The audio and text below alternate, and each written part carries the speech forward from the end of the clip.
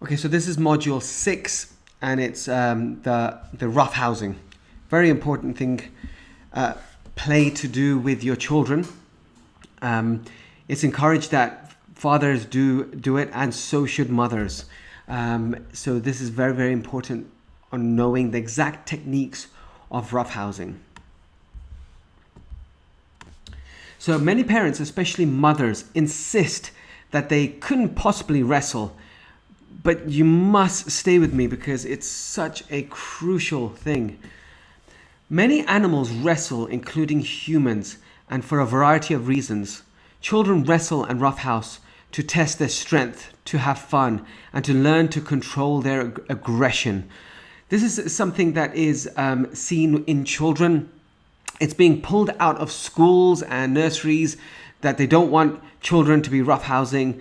However, when we do martial arts, when we do sports, when we do any type of activities, we always end up doing some kind of roughhousing, which is like some kind of wrestling or tugging or pushing or congratulating. All this builds bonds with each other. I'm a martial artist. I've in the Matrix. One of the sayings was, "You don't know someone until you fight them," and that's where I am a firm believer of this. But it's not about fighting them to hurt each other. It's actually finding out, testing each other's limits, pushing each other, seeing if we care for each other. That's exactly what children do.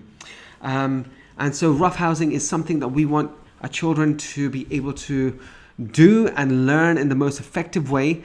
And on top of that, you get to work through so many different emotions when you roughhouse. I'm going to discuss this right now. So boys and girls, active and quiet, can all benefit from the thoughtful physical play with adults. The active ones, who are going to be in the thick and the rough and tumble in school and on the playground, need a chance to do it first with someone who can give them undivided attention, help them deal with their fears and hesitations, impulses and angers. Meanwhile, children who are less physically active, they need roughhousing with adults so they can explore their physical powers and develop their confidence and assertiveness. When children show their wild sides, parents need to be both persistent and calm.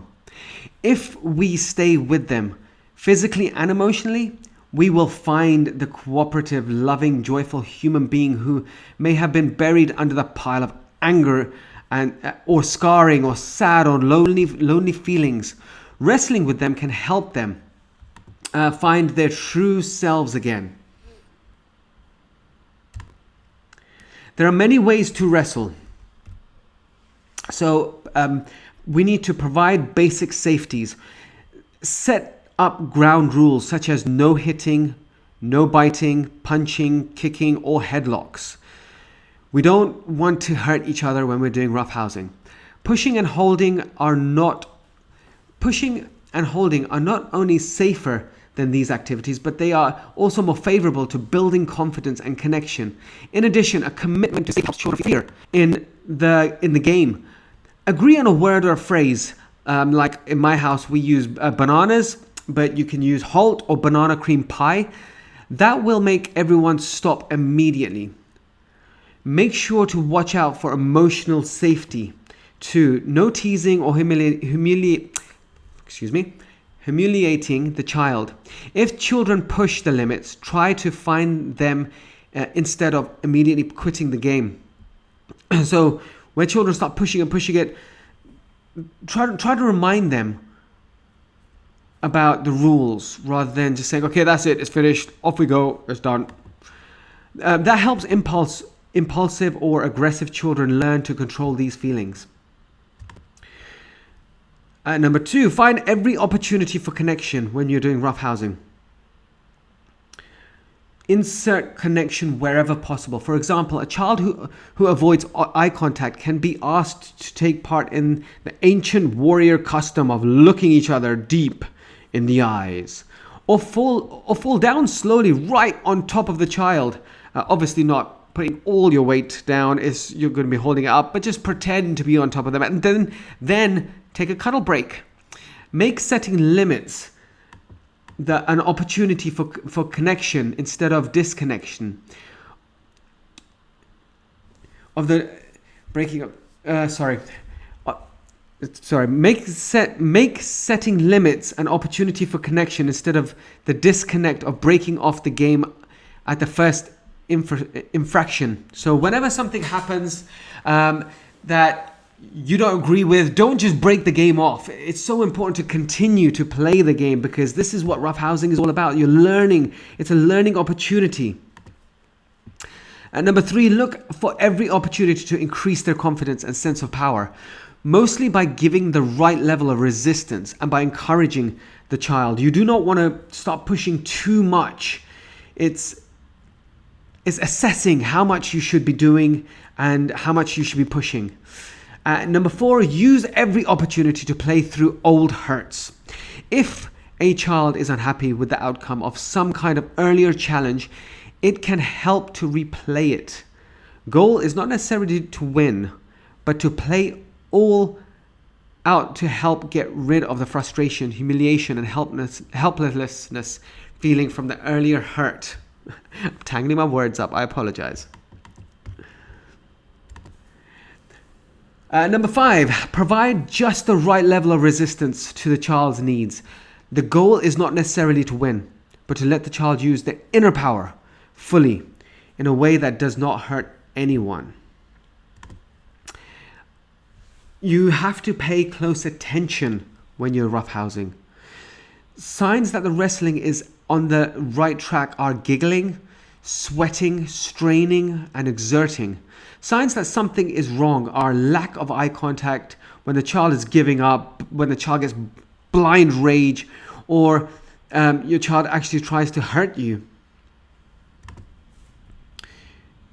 Usually, let the child win. It's very important that they feel empowered. It is sometimes a good idea to ask the child if he wants you to try your hardest. As the children start going beyond the age of 5, they get this newfound superpower of strength that they start pushing upon you. You will need to up your limits, and they will want a challenge at that point as well. Stop when someone is hurt. Pause and pay attention to injury. This is especially important for boys, who are often encouraged to keep on playing when they're hurt. Usually the words, "Oh, don't be a baby, just go through it, just do it, it's fine, just brush it off." No. For more timid children, the challenge can be to get them to keep playing after a break. So if an injury does happen, we don't want to just push it aside. We want to go through the feelings, make sure everyone is okay, and then continue, because we want the children to be able to release their emotions in a positive way. Now, this has been mentioned before, and it'll be mentioned here in the roughhousing. No tickling allowed. No holding people down and tickling them against their will.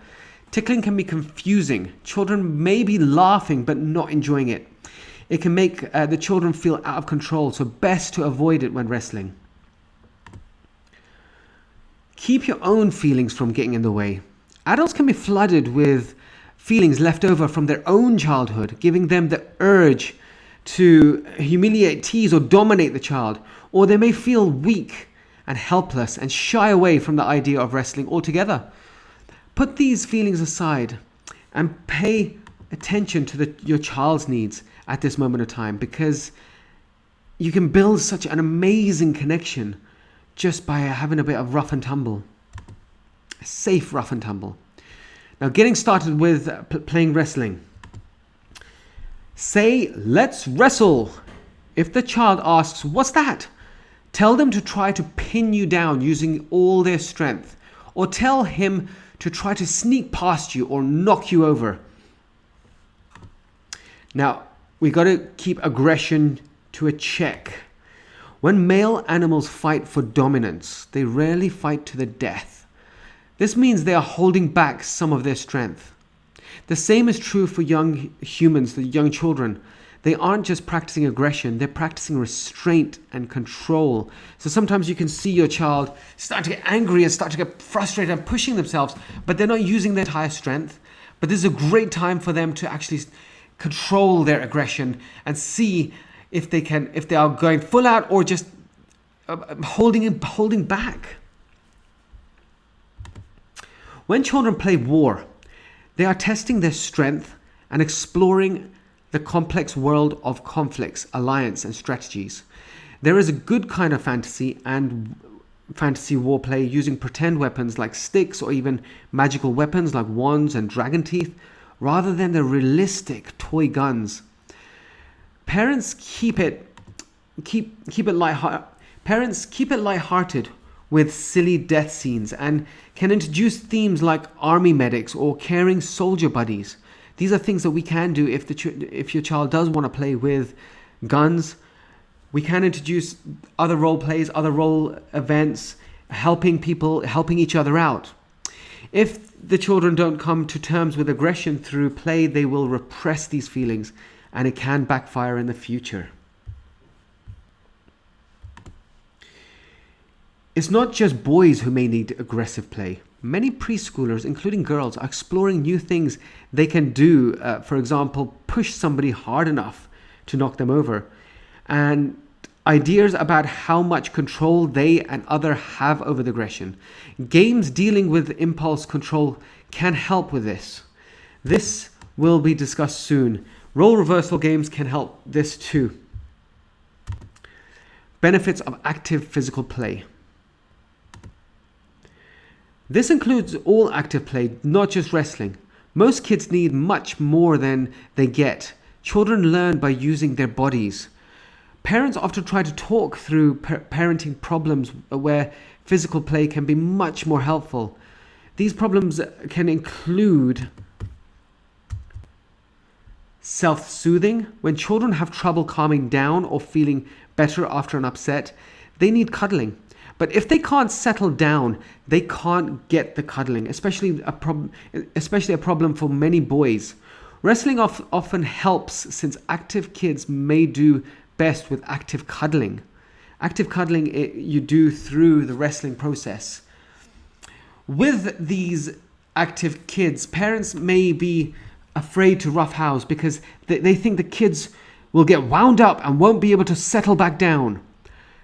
But these are the children who most need the practice of roughhousing so they can learn how to settle back down. This is the opportunity for them to actually learn. If they don't get the practice in a controlled environment, they can get really out of control.